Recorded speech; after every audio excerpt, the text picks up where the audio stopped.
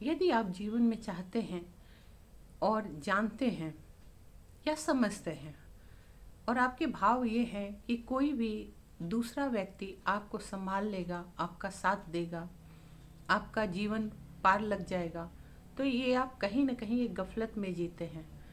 इस वहम से आपको निकलना चाहिए और आपको अपने आप को इतना ऊपर उठाना चाहिए कि जहाँ किसी के साथ पाने की नहीं, स्वयं को इतना विकसित करना चाहिए कि अपने आप को ही आपको लगे कि नहीं, मैं अकेले ही काफ़ी हूँ।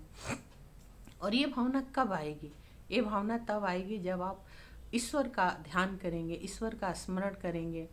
ये भावना आपके अंदर तब आएगी कि हमारे अंदर ही वो धैर्य हो, हमारे अंदर ही वो पंख निकल जाए कि हम उड़ना सीख जाएं, हमारे ही अंदर वो हिम्मत हो कि हम जूझना सीख जाएं, हमारे ही अंदर वो भाव हो कि हम संभलना सीख जाएं।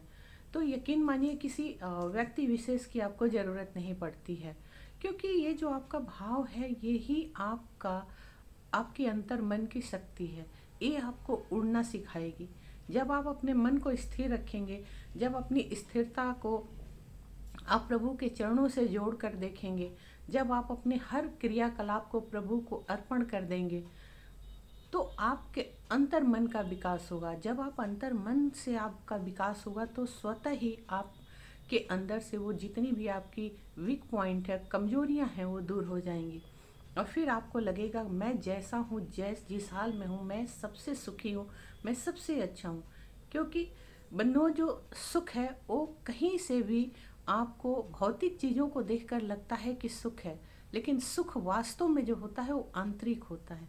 और जब इंसान को आंतरिक सुख की प्राप्ति होती है तो हर भौतिक चीज़ जो है, भौतिक ज़रूरतें हैं, वो पीछे छूट जाती हैं।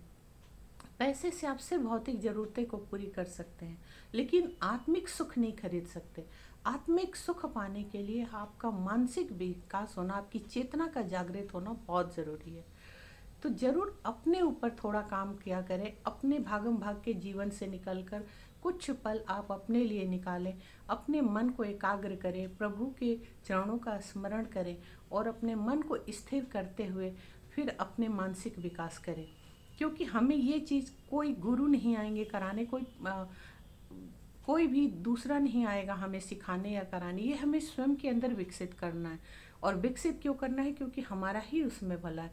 हम इस तेरा मेरा के भाव से ऊपर उठ जाते हैं, हम इसके बाद क्रोध जलन से ऊपर उठ जाते हैं। ज़रूर करें, चैनल को ज़्यादा से ज़्यादा लाइक और सब्सक्राइब करें। हरे कृष्ण।